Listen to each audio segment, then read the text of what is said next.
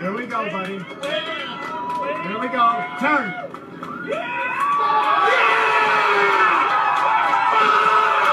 Bro. That's intense, man. Bro, like, that's actually, like, crazy that people even do that in the first place, man. Kind of reminds me of the one dude that's sponsored by Red Bull, or the stunt was sponsored by Red Bull. This guy dropped from space, bro. Like, in Earth's orbit, basically, and jumped off some type of, like, spacecraft right into planet Earth, man, and landed the same way. He had to aim for a giant net to, like, you know what I mean, catch his fall. But it's like, if he misses that net, bro, like, basically turn it into like an asteroid hitting the Earth, bro. Like, and even the speed that he's going at, he's wearing like a specialized suit, but it's just insane that a person can actually do something like that, you know, like even having the courage to do it. That's crazy, man, honestly. The carnival worker got angry when he won. This game is almost impossible. I don't trust these games, man, I'm telling you. When the light comes on, you have to restart. There is little room for error.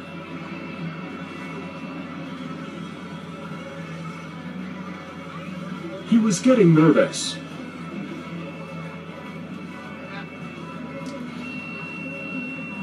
Only one try left. Here we go.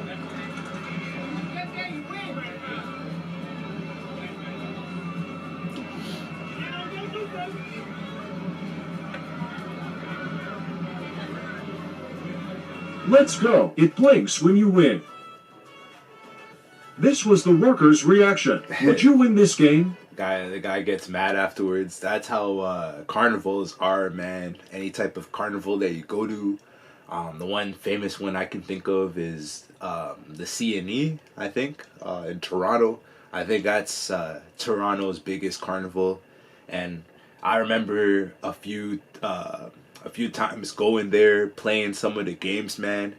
Like, and I think this is like a universal thing, man.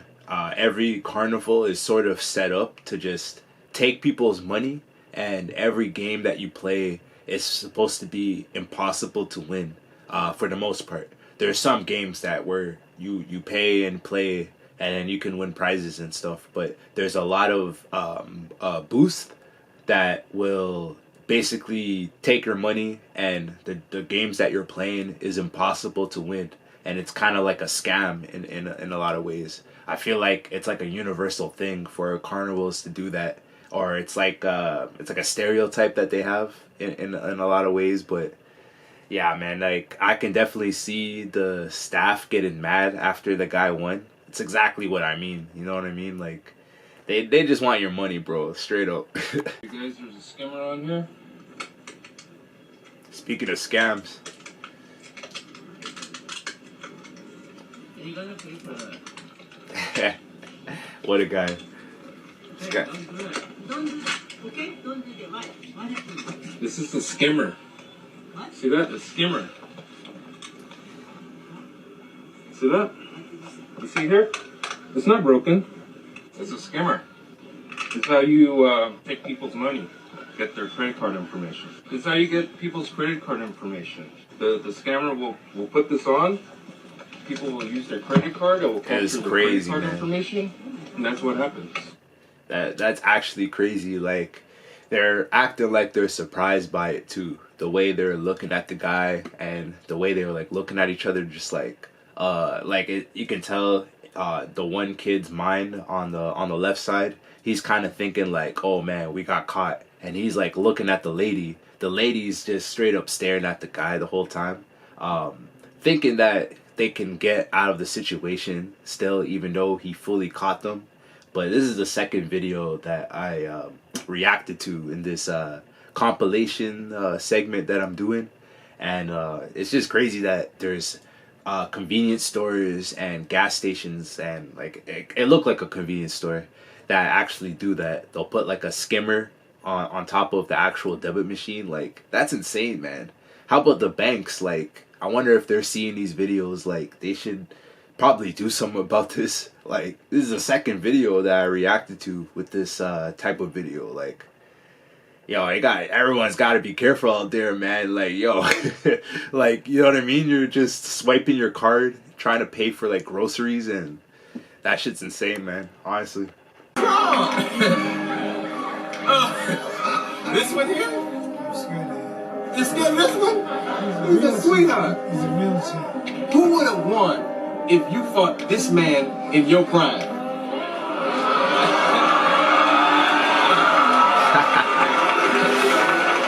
was a dancing master. Yeah, you were a dancer. You moved. I wasn't that powerful. I was so fast. Uh-huh. He hit me.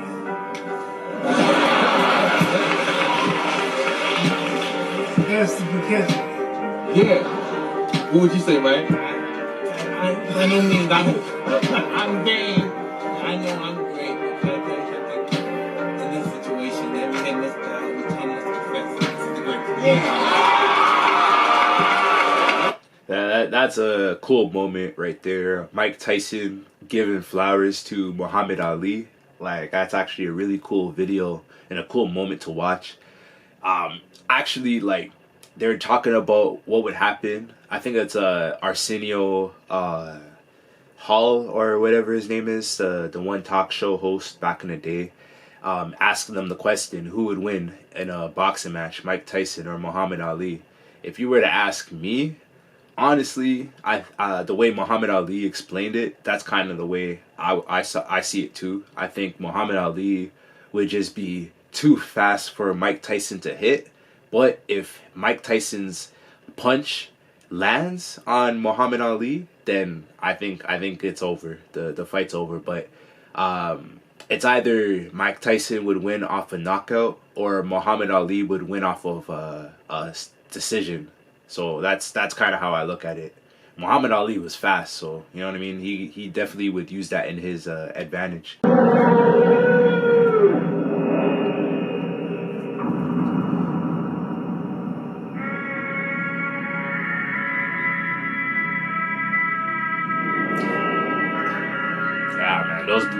Those blocks are mad heavy.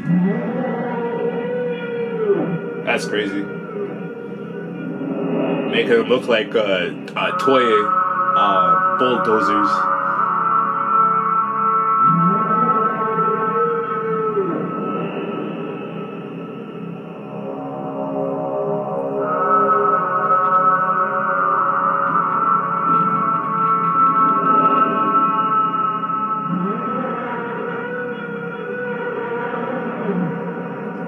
Pretty cool visuals, whoever edited this.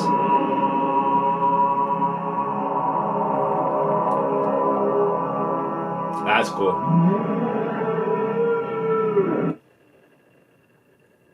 That's actually, the edits on that video is pretty cool. I'm not gonna lie, man.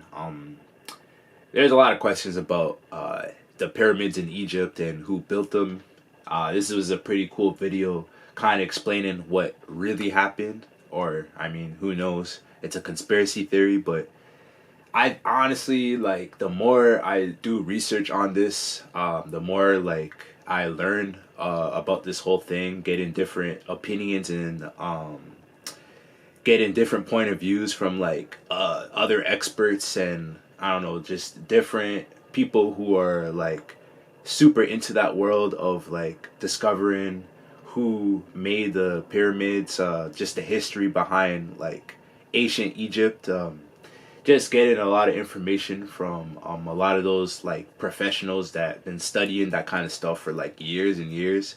They're making me think more and more that it's like alien technology and a lot of like crazy stuff was going on back in the day that wasn't documented in the books. They keep saying that it was a bunch of like skinny, scrawny, like homeless people that were used as slaves to move the blocks, but like the physics doesn't really match the outcome.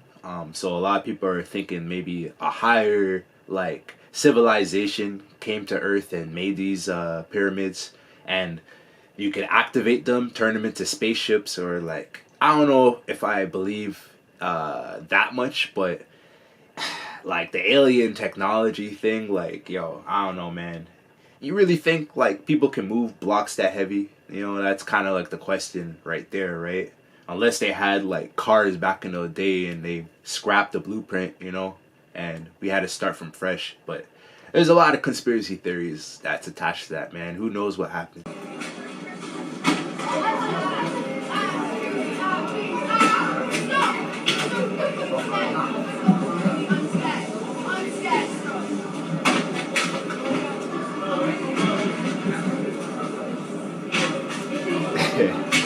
Bro, what is this? Like,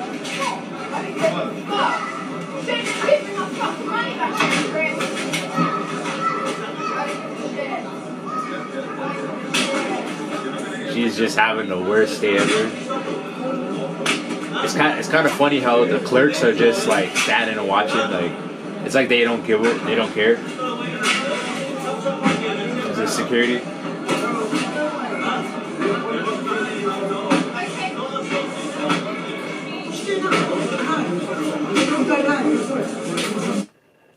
That's crazy, man. She's like, call the police too. She does not care.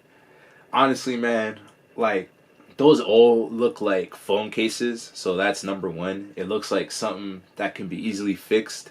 Or like, it looks like once the girl leaves, the clerks can just pick everything up and put it back. So the mess isn't too crazy. It would suck if those were all cell phones or some other like technology that's like easy to break. Then that's kind of serious. But people who do this kind of stuff, it's just like, yo, like, what was the problem in the first place? Because for the most part, most stores are going to be fair and understanding. And like, whatever the issue is, you can talk to the supervisor, the owner of the store, and like, get the justice done. You know what I mean? Justice is served. But like, to do this, like, it's just so immature, kind of looking like a kid. This girl is probably in her like mid-20s. It looks like, based off of like how she's talking in her voice, and she's acting like a 15-year-old, just throwing their merchandise on the ground, man.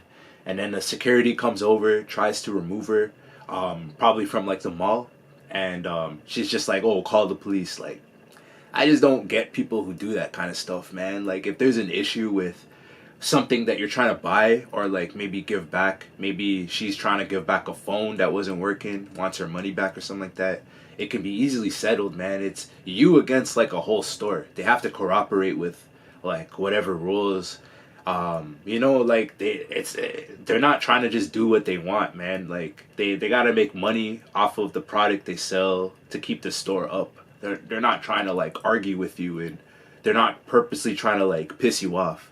So I never understand situations like this. Like, talk to the owner or the supervisor if the situation's crazy and like the lower level clerks can't help you with whatever problem you have. Like, I never understood situations like this. It's like anger management.